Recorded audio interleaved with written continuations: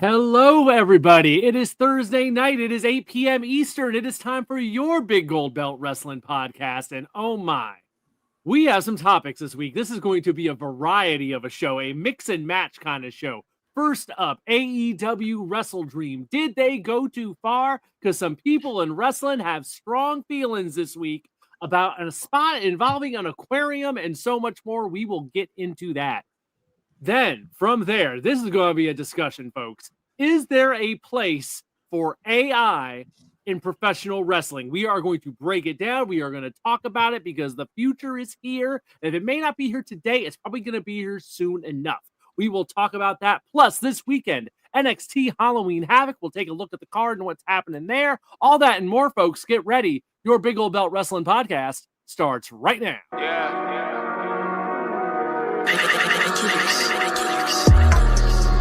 Big Old Belt, Big Old Belt, Big Old Belt, Big Old Belt, Big Old Belt, Big Old Belt. All I really want is that Big Old Belt, Big Old Belt, Big Old Belt, Big Old Belt, Big Old Belt, Big Old Belt. All I really need that Big Old Belt.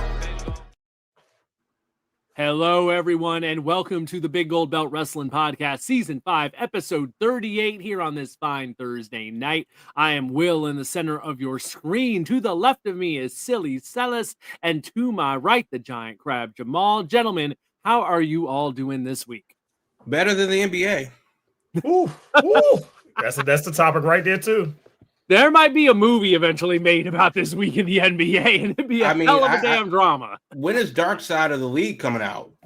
Seriously, we got betting, we got the mob, we got FBI investigations. Yeah, they need to call it Equalizer because whatever they got ain't working. That is definitely going to be a story. That is going to be a story. We're going to have some stories tonight here too, folks. This has been a weird week. This has been a weird week in wrestling. We got people that are upset with things.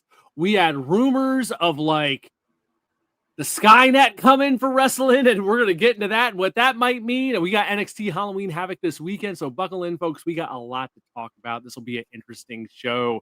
Oh, and I had a feeling, Cupcake, hello. Always good to see you each and every week. Since I saw that comment button light up, I was like, it's got to be Cupcake on YouTube. Yes, indeed. Our most loyal of listeners, Cupcake, always glad to see you. All right, let's talk about last weekend. Let's talk about AEW WrestleDream. And this went down Saturday night. And it's funny because we've had this discussion before about AEW, it seems. It seems the big story coming out of this show is, once again, did AEW get too crazy? Did AEW go too far? Because we talked about it last week. They had an I Quit match for the main event between Darby Allin and Jon Moxley. That's how they closed the show. And a clip went up online from the AEW account with the caption, "Somebody stop this," all in capitals on it. Watch AEW WrestleDream on HBO Max pay-per-view. Had this clip up, and it's Jon Moxley taking Darby Allin's head and shoving it down into an aquarium. Yes, an aquarium in the ring full of water, his head submerged, I guess drowning him in the ring in the middle of this I Quit match. I didn't watch the show. So I saw it next morning. I was like, I've seen aquariums in wrestling before, except when I saw it was a piranha death match back in the day. So I'm thinking, you know, we've seen crazy shit. We've had this discussion before about AEW getting too crazy or whatever, but I didn't think much of anything of it. It's like, what? If anything, I was like, how'd they get the damn aquarium in the ring? That's what I was wondering. I wasn't sweating the damn spot. I was like, what's the more the logistics of an aquarium full of water? That's not an easy thing to move. So I was more focused on that. From here, Sarah Stock, formerly known as Dark Angel, a former producer for WWE, a former producer for AEW, former TNA star, former Mexican wrestling star, known female wrestling star in the business, takes to social media and puts up, you know who should stop this? Mothers with their remote control. This is worse than the plastic bag over the head. Kids are going to end up dead trying to do this stuff at home. She said that, quote, tweeting the AEW spot with the video on there. Mentions the plastic bag they had previously. I think we had the same discussion when they did the plastic bag. So, I don't know. It's the latest version of this. She has been going back and forth with folks all week about it and just it being too much, it being too crazy. Crab, I'll throw it to you first. We've had this discussion before. Yeah. Is an aquarium and drowning in the ring too much? Is AEW crossing a line here? The long and short of it is no. And this is what I said last time. Because the real question now is, where is the line? Mm-hmm. I grew up watching ECW. I grew up watching death matches. Right. I still watch death matches. If it's not a casket, a literal coffin full of scorpions or cactus prawns or barbed wire exploding in rings, if it's not, just the stuff that WWE fans will remember. Mick Foley taking all those crazy bumps, or Big Show and Lesnar breaking the ring spot, or Draws being paralyzed after being pushed off the Titantron, and all of these crazy things. Owen Hart, and that was an accident, but still, that actually happened on live TV. It's a we've seen some absolutely bananas things in the ring, in and around the ring over the course of the past, and we're dating ourselves because we're old, 30 years. And I'm not going to say that like the temperature has changed or we're just used to with this or whatever. It was an I Quit match. The context has to be relevant here. The same thing that happened last time. It was a another type of like I Quit match that they were doing. So this wasn't a regular match. This wasn't 2 out of 3 falls or something like that. This wasn't falls count anywhere. This was the only way to win this match is to literally make your opponent say these words, I quit. And that is what it is. And you have 2 guys that, by their words, don't have quit in them. So now we're going to have to kick it up a notch. Also, this was the main event of an AEW pay-per-view. And if you're anywhere east of the Mississippi River, that happened pretty damn late at night. So past midnight, which is one of the big things people were throwing out to defend it, right. It was on pay-per-view and it was after midnight. So what's the big deal? So if you watch, and that's also a thing too, contextually, if the spot was so gruesome, why was it plastered everywhere after the fact? I didn't have to pay the 50 bucks. You're putting it on your own social media, so the pay-per-view kind of goes out the window. Yeah, I didn't have to censor a thing to see it on social media immediately. This wasn't like a beheading in the middle of some country that you can't pronounce. This wasn't some other, and that's also a thing too. Rotten.com used to be a thing. Steakandcheese.com used to be a thing. And other websites that I'm not going to mention here. But the point is that contextually, this is a show for adults, young adults and up. And you paid your 50 bucks. You know what you're getting live. The main event was an I Quit match between 2 guys that are known for pushing the extremes as far as brawling goes, because, I don't think Jon Moxley's a wrestler per se, but he's a fighter. And that's the type of wrestling that he brings to the table. And Darby's a hell of a wrestler, but he's also batshit crazy and will do whatever it takes in the context to win. So contextually, it makes sense for that spot to happen. Contextually, it made sense for Swerve and Adam Page to go at it the way they did. Contextually, it makes sense for Moxley to lose his belt by being lynched in the ring, because those were the type of matches that they had. Contextually, it made sense for Dr. Baker and Thunder Rosa to have a hardcore match that was arguably Britt Baker's best match in AEW. But contextually, it has to make sense. So to say that, won't somebody please think of the children? Well, we are. That's why they put the match on last in an AEW pay-per-view. That's why you, the parent, should be monitoring your kids' social media accounts so that they may not see, this imagery and stuff like that. And also, maybe you, parent, should explain the context of what would take a person to send them through these extremes, because in the storyline, it actually does make sense. This wasn't something that existed in a vacuum. And I'm not going to say that there aren't some people that would go, yeah, this is too disgusting for me, too disturbing for me. I'm not going to watch this. I can't support this. Valid. Take your ball and go home. Absolutely. That's perfectly fine. But there is a place for this for people. The table is big enough for people that want to watch. And if they do, why should your parenting or lack thereof stops somebody else from paying their money to either go to the event or, or watch the event or consume it after the fact. One thing has nothing to do with the other. And that's kind of the point. That's kind of what drives us back to this issue. I'm not going to pretend that I'm a parent. I have a beautiful PlayStation in the living room, that I've named Sony, and that I'm definitely not anybody's father. However, it just doesn't make sense to me that it's on the big corporation for them to police themselves because parents aren't parenting. Yeah, they work Cupcake in here real quick before I go to Celis. Cupcake says, I grew up trying to drop kick and suplex my brother. I stopped when my parents told me to stop or I wouldn't be taken to live events anymore. It's called parenting. I think most all kids would watch wrestling growing up at one point or another. We're wrestling their friends, roughhousing, doing stuff, trying new moves on each other. It's kind of just how it works if you're a kid that watches wrestling. And sooner or later you figure out, I don't want to really be hurting somebody or sending someone to the hospital, or anything like that. So yeah, it just kind of, I don't know. It's part of growing up. It kind of is what it is. Well, it's also one match though, out of the entire 5-hour-long show. So if the only thing that your kid took from that was one spot in one match in a 5-hour-long show, then your kid may need to see a therapist. Yeah, if your kid was looking for an aquarium the next day on Monday afternoon, there might be an issue.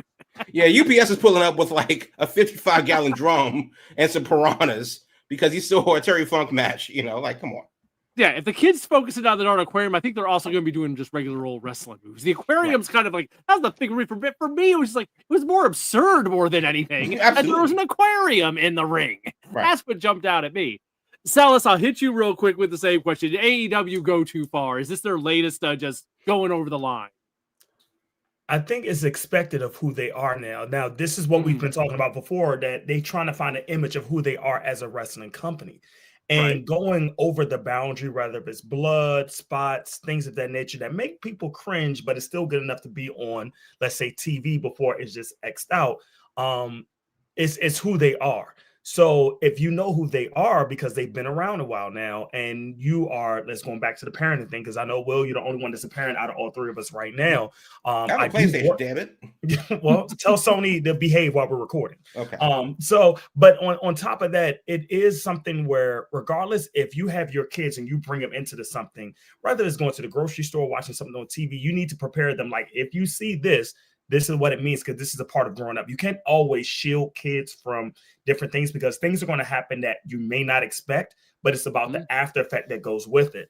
But I'm going to bring 3 references. Now, Crab, I'm going to go to you because I'm going to do a pop quiz to see these 3 things came to me all in entertainment.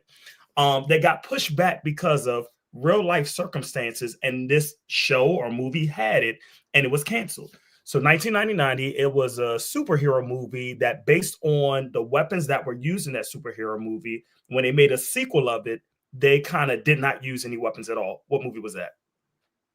A superhero movie. They had weapons at first. They didn't have weapons in the sequel. 1990. 1990? Yep. Was the sequel in 1990? The sequel's in 91. But the original Batman Returns? Nope. And it came out in the movie theater again recently, about a couple of months ago, as a re-release based on the anniversary of being the film in 1990. I think it was a 35-year anniversary. That would make sense. I don't know. Teenage Mutant Ninja Turtles, because of things that complained about how they used the weapons on there. Here's the next one. It's in 2013, an unfortunate event happened at a movie theater where it was a shooting inside the movie theater. So this movie got cut.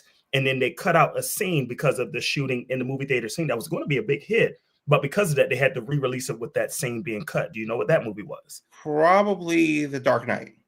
The Dark Knight was the event where they were shooting in the movie theater, like a legit shooting where people got hurt and everything of that nature. But it was a movie that had a shooting scene in it. Oh, okay. I know what you're talking about. I don't know the movie that the guy cut. The Gangster. And then more recently, because of an unfortunate assassination that took place, an Apple TV show got postponed. Don't know what it was coming on because of the circumstance of that event. Do you know what that was? I've never watched Apple TV before. I have no idea what they have. The Savant, Jessica Chastain. And the reason why I brought those things is the reason I brought those three comparisons, it's a lot of, I would say, parents, maybe it's just adults in general, that when you have things that are too close to home, where it's like you don't want to see an image on a screen that you feel like that will be a haunting for you, that would causes people to complain and say, take this off TV. Maybe a circumstance of a kid putting their head, or anybody putting their head in an aquarium, may mimic somebody about drowning into a pool or something of that nature that may be a cringeworthy thing, where it allows that to say, like, let me complain about this, or say this needs to never happen in wrestling again. And I think we just, as a society, got to be careful that whenever things are created in shows, that's wrestling, movies, and TV, they're always created in entertainment to bring something that's beyond the thought. But you have to be mature enough, one, if you want to watch it yourself, or two, if you let your children watch this content, how would you be able to teach them about what it means for that? So going back to the original question, is AEW going over the top? It's who they are. So if you know who they are, and this is the type of content that you want to watch, you just have to be careful saying, hey, your kid can't watch this, or somebody at a certain age can't watch it. Or are you mature enough to say, if your kid watches this and this happens, have the conversations with it? Well, let me ask you this, though. How is that different than anything else because of the change in the culture, because of the change in the presentation, putting a disclaimer on a movie like Home Alone, or putting a disclaimer on a movie like, you can't show Dumbo, the original movie from the 60s, for obvious reasons. Yep. And if you've never seen the original movie from 61 or whatever it is, yep, that shit can't fly today. Correct. But correct. It's Dumbo. I mean, it's grew up watching it. So at what point do you have to say, this is my artistic integrity and my artistic vision, because that's what wrestling is, as a form of art, through wrestling, no different than a play or a movie or anything else that's performative. You have to go out there and put your foot down and say, this is what we're going to do. And then, of course, when is enough? Because obviously they did all of it. Like, they submitted to the government and told them that, hey, this is going to be a TVMA rated show, or whatever their rating was. Hell, it may not even apply because it's a pay-per-view. You have to opt into this thing physically through your cable provider or HBO Max or whatever it is. Yeah, and even go ahead. I'm about to say, even adding to what you're just saying, even the rating systems on TV and movies now, it used to be like just rated R, under 17, not admitted without parent. Now you got to put every single description of what's going there, especially if it's something like a suicide related thing. You got to put that disclaimer. Right. And if anybody needs help with this, you need to call this number, because they don't want to take a risk of, oh, the reason why my child did this is because of this show, and 13 reasons why is probably one of the most important ones from Netflix about, man, they talked about this content. Now I'm seeing these kids doing this. They got to put a disclaimer. But go ahead, Craig. But is it then more important to just have these conversations with your kids or relatives, the most impressionable members of your family, no matter how old they are, and just say, hey, this is why they did this. This is why that makes sense. This is, how do you feel about it? And honestly, this is probably a moment that if you do have an impressionable kid that's looking at fish tanks in a very weird way now, pull little Johnny aside and say, hey, time for a conversation. It's a conversation starter. And then of course, on the other side of that, it's just not the corporate responsibility of content to pull out a thing. Because if that were the case, a fuck ton more people saw Avengers Endgame or Infinity War than they did this one pay-per-view for this one spot that happened at midnight on the East Coast. How many children are running around looking for golden gauntlets with rings in them, trying to preserve their space in whatever's left of the universe? How many sociopaths did that movie born? I don't think it's been many, because we haven't seen the effect after it. That movie's been out for 5-something years now. Yeah. So I just think that a lot of these things are just overblown, especially the very hyperactive, knee-jerk, reactive, extremist time that we live in, where there's no nuance anymore. It can't just be, oh, that was crazy. I don't know if I want to watch that again. Or it has to be, no, this is crazy. It should be banned from society. Put it in the burned book pile with everything else that I don't like. And I'm not going to watch it. I'd be damned if you watch it either. Is either black or white, right or wrong. There's no nuance. There's no in between.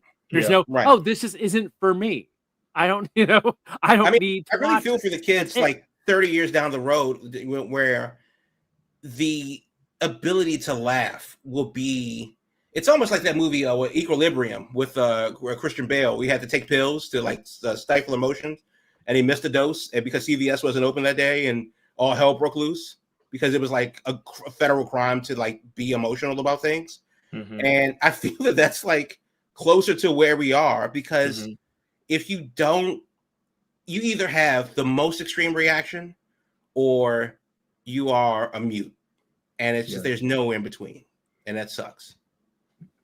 All right, so Sarah Stock, chill out on the deal. You made your point. You had your week. You got days worth of conversation out of this. Yeah, it was a slow week if she got all that buzz. Yeah, Jesus. It is what it is. So we will move on from that. That's the Yes. big news coming out of WrestleDream. A couple days before WrestleDream, there was a very interesting little bit of news that came out, and this got us talking. That we were like, we have to talk about this next week. So I will rewind. I think it was last Friday that this came out in the Wrestling Observer. It says, Cyrus Kausari was hired last month as the new senior director of creative strategy in WWE. He was introduced to the creative staff by Paul Levesque. In introducing him, Levesque said that Kausari would lead WWE's transition to AI-based storytelling and integrate AI into creative services like video and graphics. He said that this shift is inevitable when it comes to creative and pro wrestling. Kausari said he would both manage AI storytelling and be a liaison to the White House, as Levesque is taking on more duties in politics in some form. WWE has a contract with Writer AI, a platform which has already been fed WWE content. Thus far, the AI software has come up with one person. It's come up with what one person with knowledge of the situation called absurdly bad storylines. They pitched a storyline where Bobby Lashley, who I guess AI thought was still in the company, could come back as a wrestler who is obsessed with Japanese culture and history. End quote. Needless to say, people lost their minds when they heard this. And it created the idea of, here's the question, folks, plain and simple. This may not be happening today, but anywhere you are in life these days, you cannot get away from AI. People are trying to make this AI thing happen one way or another, whether it's Chat GPT, whether it's on your phone, whether who knows what it is, whether it might be writing wrestling storylines. So here's the question. It may not be today, it may be tomorrow, but does AI have a place in pro wrestling? Celis, I knew you wanted to be on this show tonight to talk about this, so I am going to you first with thoughts on AI and professional wrestling. So let me say this.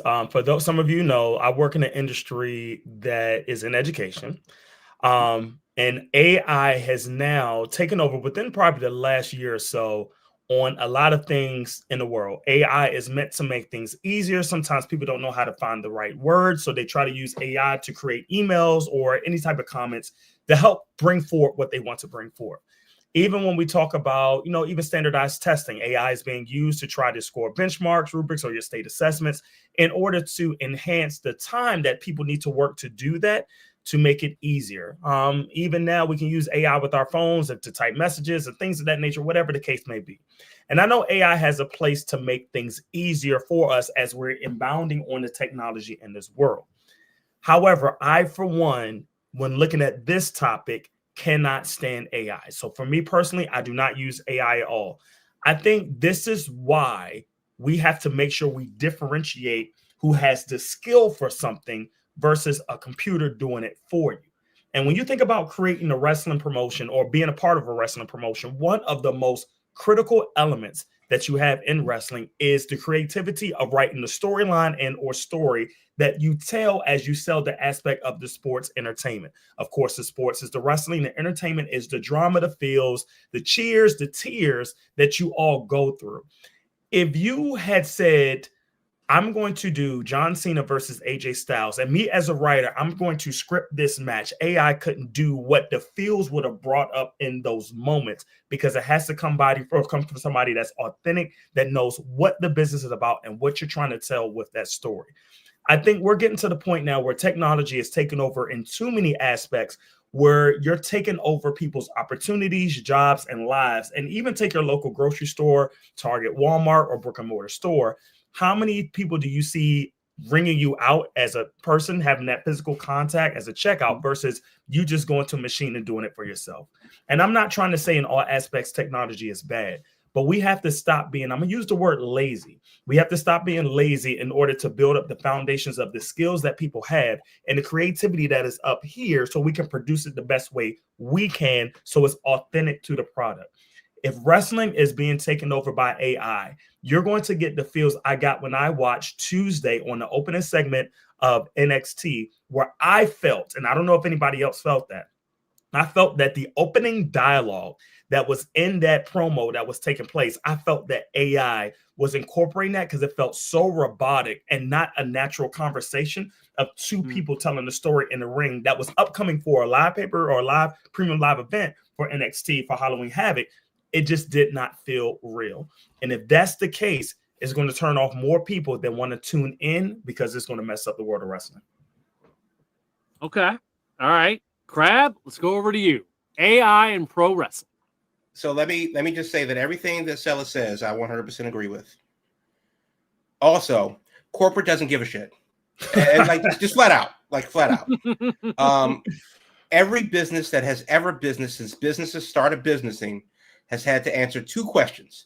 What do we do and how do we do it cheaper? Yep. And the human element of it has always been the most expensive part of it. That's why slavery worked.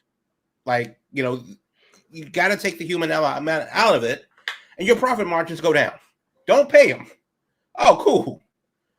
Look how much money I made. Now, with AI, I do believe that we are in another industrial revolution. And unfortunately, old business will give way to new business, and that means that somebody's going to lose. And the question is, does AI have a place in wrestling? Well, we're already talking about how they're using AI because there was a retraction, and the story got cleared up, and maybe, well, they're not using AI to write storylines yet, but they're using it to maybe clear up some post-processing for videos that they air later. Or maybe it'll clean up or streamline some events or use it for timekeeping and payroll and stuff like that. Okay, yeah. I mean, that absolutely makes sense. That means that a couple of people that are doing data entry, well, they just may have lost their jobs. A couple people that were in a contract from an agency that were temps may have lost their jobs because AI took that, and they don't need those temps anymore. And that's where it starts. Where will it end up? Well, there is no ceiling for capitalism. There is no, we made enough money. We're good to go. Ain't that the truth? It is. Capitalism is like Galactus. It is an unending, unyielding need to feed at any given time for any reason.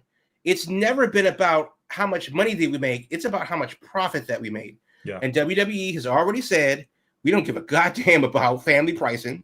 We're going to charge what we want to charge. And if you looked at how much they're charging for John Cena's last match downtown, they're still on the reseller market on the low end from Ticketmaster is $350. Yeah. On the low end for the reseller market, it's double, which is a different problem. So as far as AI goes, unfortunately, it is coming. It is coming like a tidal wave, like a 50-foot wave that's going to run over everybody's beach house. But everybody inland is going to be okay. And they go, hey, the shore moved closer. Unfortunately, the human element is slowly being removed from a lot of the things that we used to grow up and did ourselves because it's just cheaper to not have people do it. And unfortunately, you used to have an assistant ride around, take notes for you, dictate things. Oh, well, no, the AI bot can do that and then set reminders for you and do all these other things that a digital assistant now does that your human assistant used to do. Where does that relate to in wrestling? Well, it's not that AI comes out with Kabuki Bobby Lashley and gives us that bad gimmick. That's right now. But in 5 years, AI will have learned enough about how people think and tendencies and stuff like that, how each town has historically reacted to certain events. They have every match card over the past 100 years from every town and every event, And the algorithm, if it's smart enough, will know what works and what doesn't, because human interaction is a spectrum. It's not going to get too much crazier outside of the box. That's why the WWE has been telling the same story for 75 years. John Cena, Roman Reigns, Bruno Sammartino, Hulk Hogan, Randy Savage, Buddy Rogers, Ric Flair. These guys fit a particular mold, as John Cena was the prototype. These guys fit a particular mold of what their top stars look like. AEW challenges that mold. The indies challenge that mold, and of course WWE got pissy about it, and we know what it is. But the bottom line is that humans are pretty simple creatures with a butt. AI, once it learns what that butt is, will change the game, and it will be a bunch of dudes, Triple H, Shawn Michaels, and for some reason Road Dogg, in a room full of what used to be 20 will be 5. Those 3 guys are 90 years old and 3 interns running the algorithm. And the sad thing about it is, when it finally gets to TV, will you realize what the difference is? There you go. Okay, hold on. This is what we're going to do real quick. We're not done talking about this. Let's take our halftime break real quick, digest this for a second, and we'll come back, because there's definitely a lot more to talk about here with this, I think, as far as how it's being used now. Because Lord knows one of the things that came up right away was people being like, oh, it's already here. It's even on the indies at this point. There's indie wrestlers trying to do shit with AI. So, folks, it's interesting times we live in. So, like we said, if it's not here today, it's going to be here soon enough. So, folks, stay with us. We'll be back after this, our halftime break. Your Big Gold Belt Wrestling Podcast. We'll be back in just a few seconds. Looking to get your brand in front of people who eat, sleep, and breathe entertainment? Big Gold Belt Media is the place to be. We're all about reporting on movies, TV shows, conventions, and everything in between. And we want your brand to be a part of the action. Partnering with us means your sponsorships get featured right in the midst of our content. Plus, we're going to hype you up on all of our social media, connecting you with an audience that loves discovering new things from trusted voices in entertainment. We're easy to find. Just look for us on Big Gold Belt on all your social media platforms. Don't wait, reach out today, and let's start building something amazing together. Your spotlight is waiting here at Big Gold Belt Media, biggoldbelt.com. Thank you for being with us here tonight, folks. Thursday night, 8 p.m. Eastern, each and every week, your Big Gold Belt Wrestling Podcast is broadcasting live. And this week, we're talking about AI and pro wrestling. Yes, folks, this has been quite the interesting past few days as this rumor went around. So to clarify where this whole story went, as Crab touched on it, we had that initial rumor about, oh my God, they're going to use this new guy's plugging all the WWE data into an algorithm. They're going to make AI storylines, AI gimmicks. Bobby Lashley's going to come back in a kabuki outfit or something. It's going to be crazy. Oh my God. All these crazy ideas will start happening all because the computer's spitting them out. So a couple days later, after the weekend and all the people going nuts about it, the story was clarified. So the report from Fightful Select here, the WWE creative team is of the impression the new hire is being brought in to find ways to help using AI to remove background noise of shots or organize files quickly or work on production elements as opposed to creative storylines. AI is not replacing the creative team. A top talent said Michael Hayes, Paul Heyman, and Ed Koskey are not AI, and took exception to the belief that AI storylines were going to happen. Mark your calendars. We're saying that here in October 2025. I'm sure that will change eventually as the AI improves and gets better. When we first heard about this Friday night in our little group chat, like the first thing that jumped out at me was like, okay, well, maybe if you're having like AI come up with ideas and kind of having AI like spitballing things to like the writer's room, then my thinking was like, well, okay, as long as there's other people involved to like edit it and be kind of like, okay, this is dumb, or oh wait, there might be something here. We could take this as a starting point and do something with this. You still had a human element to it. I was kind of like, that's probably what they're doing. They're probably trying to do something like that, something along those lines. Then we found out, okay, they're not trying to do anything like that just yet. But that's where I figure this eventually ends up, is we're going to have AI making pitches, or they'll be asking the AI, God, I can't come up with something for Dragon Lee this week. What can we do with Dragon Lee? What about Penta? What can we do with Penta? What can we do with Cody Rhodes on this next pay-per-view? Or like they'll throw out there, we have like these 3 or 4 challengers here. Which would be the best one to go with? Actually, what if they use it for the ID program? Hey, build us the next John Cena. We have a guy that's 6'6", 250, and he's a former football player. What role do you see him in? Hey, we need do it right now. Ask Brock who's the next Rey Mysterio and email WWE and tell him you have that information and you need $100,000 for it. Because I'll be damned if they haven't been looking for that guy for the past 20 years. But seriously, AI, and we've already seen with the AI-based actress that's to be a thing. I forget what her name is. Oh, yeah. But yeah, completely made up, doesn't exist, completely not real, and yet talent agencies want to sign her. We've already seen augmented reality in wrestling, specifically WWE, where they have all these goofy graphics, do stuff that change the perspective of how you watch the TV. But then, of course, AI also may change how you watch the TV. What if you're watching the show in Saudi Arabia and they use AI live to put clothes on the women's wrestlers? Oh, make a regional broadcast there. Yeah, I mean, like, you won't notice a 15-second or a 5-minute tape delay, but if it runs through the whole thing and it runs through the processing, and of course, this is much further down the line when we have the bandwidth and the ability to do these things, but that is coming. And that's kind of what it is right now, where we're talking about, oh, this is silly. The Bobby Lashley and a kimono, or Bobby Lashley and Mr. Fuji as a thing. Right. Well, no, obviously that's the one just bad example. But what about a good example? Hey, we need to know where the next Steve Austin is. Look through all of social media and build him for us. You have 3 days. That would take humans 100 years to do. That's a generational talent. And a generation is 10 years. And you could ask AI to start today and they would have an answer for you soon.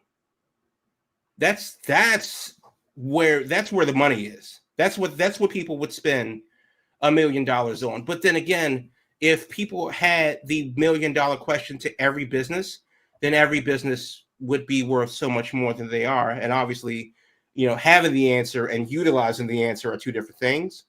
But getting you to that point faster is the point of AI. It's not that people can't take notes or do everything that we used to do on pen and paper.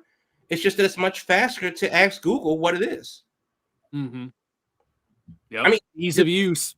For the kids out there, back in my day, if somebody said, what's the capital of Madagascar? You could just ask Gemini right now what it is. But as a kid, we would have to go to either the globe or the map, and you would have to know where Madagascar is. And this is well before the movies with the lemurs came out or the penguins. And once you figured out where the hell it is, you had to learn how to say the capital, Antananarivo. And if you don't know how to say it, then you won't know what the answer is. There was so much learning involved. Now you can just go, hey, what's the capital of Madagascar, Google? And they'll say it in every language in real time. We don't move that fast as people. So when you see Liv Morgan, booked as some kind of like Rosie the Riveter gimmick, or Natty Neidhart as dressed up as the Cowardly Lion, you better believe ChatGPT thought that shit up. Celis, do you think? I mean, we come up with the practical examples here, but okay, it's going to clean up graphics. I've heard of indie wrestlers trying to use it for trying to come up with a promo. Have the AI come up with a promo for him. I'm wrestling this weekend in this town, in this place against this guy. Help me come up with a promo. That's how I've been hearing about indie wrestlers trying to use it, is for to come up with promos. I don't know. Practical uses. I mean, is it a slippery slope? Is this kind of where we're at here, or what? It's a slippery slope to me. So even take what you just said, Will, right? Okay, ChatGPT, let me look up a promo, right? I can understand if you want to use it for research purposes, to find a character, things of that nature, because that's part of who you are, right? Some wrestlers will watch movies, some wrestlers will watch superhero things, just to find creative things about what makes themselves or what they can give themselves as a gimmick in order to be right. But you're going to become a slippery slope, because then I'm going to feel like, just even as Crab was just describing about the different things that maybe we would see, or the different graphics, I'm thinking now I'm looking at live wrestling, which I'm thinking is real, coming up like right in front of me, not like real, but choreographed, or whatever you want to call it.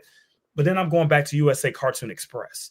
And I don't want anything where it's like so cartoony, where it's like slapstick, not real, things of that nature, where it just loses the art for who you really are, because you're thinking of cutting short. Now, one thing I do understand, and on the business model I can get, if you can cut out 10 or 15 people, or reassign 2 or 3 people like a Michael Hayes and Paul Heyman, give them new titles because you don't need them in the writing room, because you're using AI and it costs less amount of money to produce the same thing where you get that. I totally get it. But it's going to mean something when you're taking away just that art and craft of, what it is to be wrestling. And that's how I feel about it. And just knowing so many things that actors, athletes, and everything just have to, how they go through just to prepare and do things that other people can't do. It's going to be a lot of people that do not have talent that's going to start to make money. That's going to be an issue, and take an opportunity away from guys that do have talent, and are working on this for a lifetime. That bothers me. That bothers me. Let me ask you this.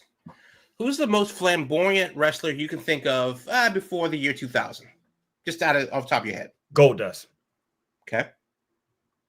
It's a good answer. I was thinking like Ric Flair, Macho Man, Randy Savage. Sure. Jumping out at me. Since you said no, throw those two out there, I would have said Kamala or Ultimate Warrior. Mm-hmm. Okay. Different versions of Liger. Different kinds of flamboyance. Okay. Yeah. Who would that be today? Mr. Iguana. Dalton Castle. Okay. Dalton Castle out there. Right. So Mr. Iguana, pretty prototypical of the luchadors. Mm-hmm. Big on that level of high concept gimmick. Dalton Castle, far and away the closest thing that I can immediately think of today. So you have one luchador that's kind of that's known for that thing, and then literally one indie wrestler. Mm-hmm. The point, to piggyback off your point, Celis, is that we've seen it in other aspects of culture where things have kind of like funneling into a singularity, where the things that made us unique, whether it was regionally, demographically, education, socially, and so on, are being funneling down into a single point where everybody's reading the same memes, retelling the same jokes, and getting their same thing. So you had to be there in 97, 98, 99 when these things happen. You can't just watch it on YouTube. You had to be there in 75, 76, 77, down in Greensboro, North Carolina, or the other territories, St. Louis, Dallas, Atlanta, Baltimore. And I wasn't, but my older, relatives say that, it was a great time to be alive. You can't replicate that on a home videotape. Yeah. So then for the kids that are starting wrestling now at 20, they were born 2005, 2006 or whatever. John Cena is the greatest wrestler of all time to them. And his, imminent retirement in the next month and a half is the saddest thing that they'll ever see. And you got to think of like how we came from these once in a lifetime, completely memorable, flamboyant, generational wrestlers to like a guy like Batista, good wrestler. Orton, great wrestler. Cena, Roman Reigns, eventually. Rollins, he's gone through many transformations, but Rollins finally got there to a point. And you see how it's not the same? You see how like a guy like Orton, a guy like Cena, Bray Wyatt comes to mind as just one of those over-the-top generational, guys. And unfortunately, he's no longer with us. But you see how it's just kind of like funnel into oh yeah, no, this guy is 6'5" and jacked, doesn't have a shitty accent. Let's put him out there. How the hell is an AI gonna make a Bray Wyatt or a Goldust or these outside the box crazy ideas? Yeah, but AI is going to make a Randy Orton or a John Cena or a Roman Reigns in the Shield every single 5 times out of 5. So let me ask this then. All right, let me put a spin on it. Can an AI make a Logan Paul? Yes. And the reason why I bring Logan Paul up is I want to add his name because the kids that are coming up nowadays, they're looking at these influencers and things of that nature who are making their credit of doing different things, reaction videos, comparison, comment, things of that nature, just to get reactions and likes and things of that nature. But sometimes they think, oh, if they can do that, I can do that too. But even I'm gonna give him credit, even though I've never seen him work out or anything of that nature. I have become a fan of Logan Paul because he studied the craft of what it means to be wrestling. AI can't teach that. He studied the craft of what it means to tell a story in the ring. How do you do bumps? How do you take this and things of that nature? And he even built up his own character. I don't think AI could do that, but you could see what he's done and study the craft. And I think that's the missing piece of how you build yourself up. And what people don't realize and what I guess AI won't realize, some of the wrestlers that you mentioned, the Randy Ortons, the CM Punks, the John Cena, the Seth Rollins, the reason, even the Roman Reigns, the reason why they work so well is because they are themselves just turned up. Every one of those wrestlers are themselves just turned up. I got to push back on that. But tell me why. Tell me why. You know how long it took Roman to get over? But who helped them be a now? You know how long it took Rollins to get over? If you think about Joe and Kobe, right? Joe and Kobe, where they are now, because they had to figure out who they are, or maybe even an influence like a Paul Heyman to see who they are now. It was a war of attrition. Vince pushed Roman until the people said, all right, fine. Vince pushed Rollins and put him in hand, and they were all in the Shield. So, I don't know. I got to push back on that because I don't think that's a fair comparison. But also, when you say Logan Paul, for example, I think that even still, Logan Paul is just a repackaged version of the Miz. Miz was doing what Paul is doing 15 years ago, and the wrestling acumen is notwithstanding because you can't teach talent. We're talking about gimmicks. We're talking about the ability to be shown the door in a world where you didn't know what a door looked like. And that's what AI is doing. They're bringing doors closer to people that honestly, a lot of people aren't qualified to look at, let alone walk through. That's the problem. That's where the shortcut is. Now, when you get there and you have your gimmick because of the prompts that you teach it and all this other stuff, what do you do with that? And that's where we are. But I honestly, because of the culture as a whole has been homogenized into oat milk, where everything is just a lot more bland than it used to be, a lot more safe than it used to be. A lot of people are taking a lot less risk than they used to. And then when they do, they get called and say, hey, think of the children. People are going to be buying fish tanks for murder and using them as accessories to murder. Because of all of these things coming into this very bland singularity, it's not that Logan Paul is so unbelievably talented, this once in a lifetime, generational wrestler in the ring, because he's just a more athletic Miz. He's this generation's version of the Miz. The Miz was a cable TV. Yeah, he was in the real world, and then he came through and made something of it. Yeah, there you go. Let me ask this though, real quick. Let me ask this. Going back to you, Krabby, on that. I understand the pushback, but let me give you 2 wrestlers, Keith Lee and Donovan Dijak. Could AI have saved their WWE careers? Well, the short answer is no with a but, because when they were there, and and the way things were being run then, it was a very different time than the way things are being run now. So can AI save anyone's job? Isn't really what it's supposed to do. AI is a tool. And with every tool, you are using it to its effectiveness is only based on the imagination of the user. And that's wording. With anything. There you go. It is a pencil, and I can't draw a straight line, but in my imagination, I could pay somebody to draw this kaleidoscope of color that I envision. And that's what it is. It is a tool. So could it have saved their jobs? I don't think anything could have saved their jobs the way they were going back then. And we got what, T-Bar out of it? Like, come on. Like, that was bound to fail. All right, let me put a cap on it with this. Here's how I'm looking at it from everything we've talked tonight. AI could give you the gimmick. AI could give you ideas for what your character is. It could kind of give you a template. It could even give you moves for a match. This is going to be your finisher. You're going to do this, this, and this, or whatever. Once that bell rings, and this goes back years, once that bell rings, the AI ain't going to help you as far as like knowing, okay, even if it gave you, okay, you're going to do this move, you're going to do this move, you do A, B, it can script out all the darn moves for you. Yeah. That's not going to tell you how to pace a match.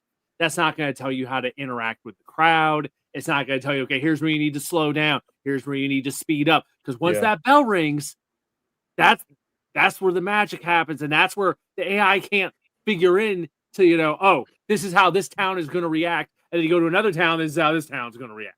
Correct. That's where the human element enters everything.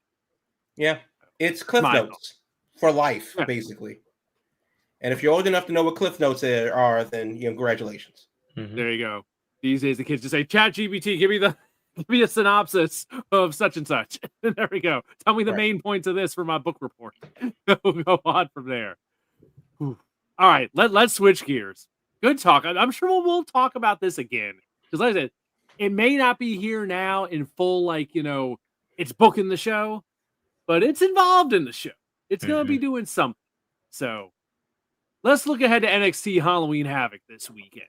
Where is Halloween? I think it's in Arizona. It's in beautiful Prescott Valley, Arizona, which is the literal middle of nowhere. So good on him. There you go. Prescott Valley, Arizona, the home of NXT Halloween Havoc. Not exactly the area of the country I would think of for Halloween, but here we are. Halloween Havoc. Let's run down the card here real quick on what's happening at Halloween Havoc on Saturday night. We have for the Women's Championship, JC Jane defending against Tatum Paxley. We have a Broken Rules match for the NXT Tag Team Championship. The Broken Hardys versus Dark State, playing off Dark State interfering in things that what was it, back at Bound for Glory and stuff. So I mean, they've been involved a lot. Of course, Hardys beat them for the tag titles, so it's a rematch in that respect. We have Ethan Page having a Day of the Dead match for the NXT North American Championship against El Hijo de Dr. Wagner Jr. We have more involvement with AAA with Javon Evans and Leon Slater teaming up to take on Mr. Iguana and La Parka. Quite of a crossover match here. We got TNA and NXT teaming up to take on AAA. We have a singles match for the NXT Women's North American Championship. Zarya defending in place of Sol Ruka, who may be an injury there or maybe some storyline. We will see what's going on there, but defending against Blake Monroe in that match. And last but not least, singles match for the NXT Championship. Ricky Saints defending against Trick Williams, the former TNA champion, former NXT champion. That's your card for Halloween Havoc. It's a good mix. There's a lot of, I like the AAA involvement. And now I think about it, it's like, okay, they're in Arizona. That's probably why we're having some double AAA involvement on this show. I don't know. Who wants to go first? What's jumping out to people here on this show? So I'll go first. I'm liking the Javon Evans and Leon Slater match. I hope that opens the show between Mr. Iguana and La Parka. I think that'd be a great, fun match. The only concern I have with Leon Slater and Javon Evans, I want to see them compete against each other. I don't want to see them team up because, they're similar wrestlers, both young, both energetic, could be the huge future of whatever promotion they're in, whatever wrestling. I'm not just saying WWE, TNA, whatever they're doing. I want to see them compete because I think you got to let those boys go and just see what they do against each other. But for a show like this, I think it is a great gimmick match that you can have, broadcasting different promotions all in one match. However, as I look at this overall card, maybe this is me, but I think this is the pay-per-view or the premium live event that's going to transcend some of these NXT people getting called up to SmackDown or whatever we need to do for Royal Rumble season to WrestleMania season. Because I think with the injuries that's going on, the storyline shifts that are taking place, you're going to have to put some of these people from NXT to see if they can sink or swim or if AI is going to take over. But I would just say they need to go ahead and start pushing them up. So I would expect maybe Trick Williams, maybe one of his last match. Zacy James, I would think was probably one of her last match. And then also, I would not be surprised Ethan Page if this is probably one of his last match, because I think when you're trying to shift and add in people to the SmackDown roster or whatever they need to do for both main rosters, I think this is a time where you got to see some of these people get promoted. Good point. Being we got injuries, we have a world title vacated. There's stuff happening on the main roster, and there are holes to fill. Good point. Crab, what are you thinking about Halloween Havoc here? 6 matches, which is kind of long for them, nowadays. And the big match is probably the Broken Hardys versus Dark State, because it's the Broken Hardys, and that entering the Lake of Reincarnation was probably the best version of that I've seen when that happened recently.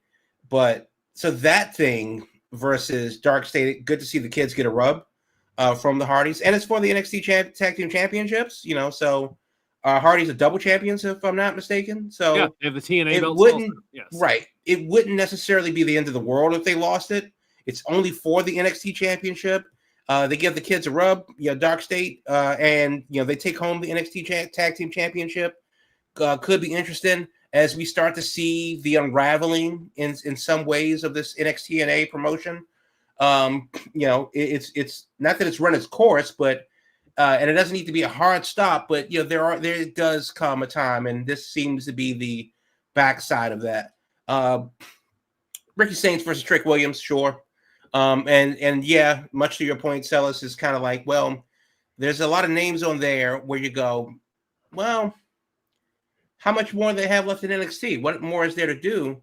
But then the counter to that is, where do they fit into the main roster? If you're not going to insert them into a meaningful position, they might as well stay on the CW. Yeah. If everybody's ready to move up, but then what? So, and Son of Dr. Wagner versus Ethan Page should be a lot of fun. I have no idea what a Day of the Dead match means.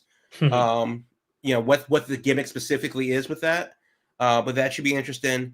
And then, of course, Javon Evans and Leon Slater versus La Parka and Mr. Iguana. That's going to be the most fun match. But obviously, the chemistry between Evans and Slater, if they gel in the way that they should, it will be interesting to see how long that they push that thing. Will they become this mesh tag team? Because obviously, frenemies, they could run that whole angle. Maybe they don't gel and say, no, we're going to have to run it back sooner than later. Because they went to a time limit draw or something like that, overtime draw or something crazy that. In TNA. So there's still some competitive gamesmanship, and I like a storyline that's just not based on a blood feud. It's just based on, this is professional, this is sports, so we're going to settle this professionally. But first, let's go and deal with this tag team match. A lot of interesting things happening there, contextually with that storyline. So that's probably going to be the most fun match. But what more does Trick Williams need to do in NXT? Yeah. Leon Slater is easily the latest TNA person to instantly get over in the Performance Center. We've had, Jordan Grace have it happen with. So it's like, this is definitely the latest case of, they're not long for TNA. I don't think. I think it's very clear. You can tell which people probably initially, Shawn Michaels immediately is like, oh, them. And I think Leon Slater is the latest one to be on that list, on the short list of TNA folks. I'm sure they have their eye on, like Joe Henry and Jordan Grace before. So we'll definitely talk about Halloween Havoc next weekend. Looking at that card, I'm guessing the Day of the Dead thing will probably be like a street fight type thing. I'll have some between that and the Broken Rules stuff. Those will be your Halloween themed matches on the show where they can do some effects. They can do some, spooky stuff or whatever. That'll be your Halloween added spice to the card. So, I mean, it could be a buried alive match. Like crazier things have happened. Yeah, absolutely. Absolutely.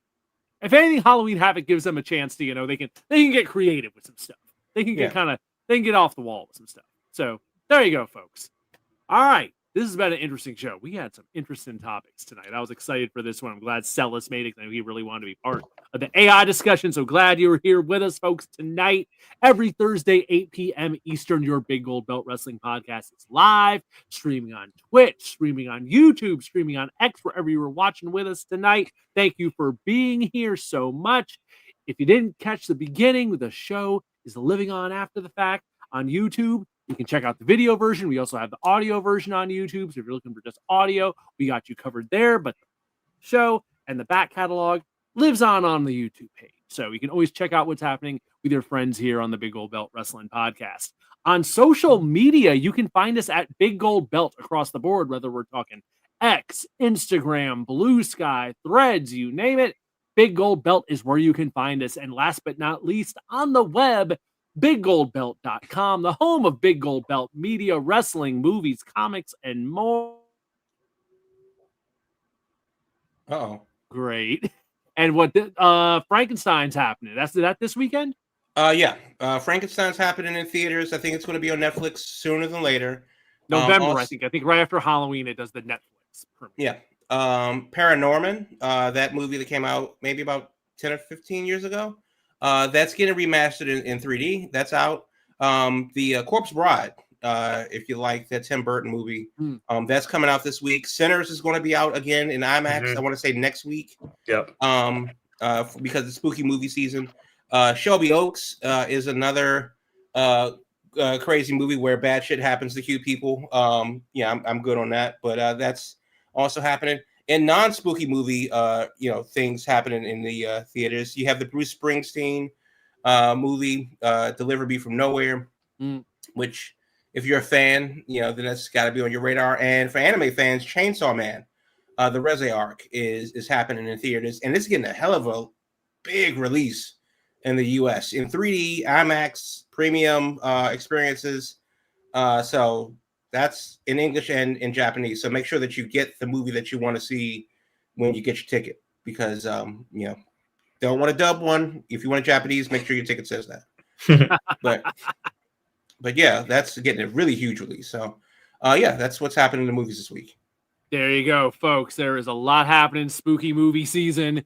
Lots of re-releases. Corpse Bride in there. Sinners. So lots of options. If you're looking to not watch some wrestling this weekend and get some other entertainment, is definitely a scary movie time as we head closer to the Halloween and the end of October here. All right. Well, folks, thank you so much for being with us here tonight. We will be back next Thursday, 8 p.m. Eastern. Hit that subscribe button, hit that like button, turn on your notifications, all that good stuff. And you'll know when we go live next week, Thursday night, 8 p.m. Until then, stay safe, watch the wrestling, go to the movies, all that good stuff. And we will talk to you later. Thanks. Yeah.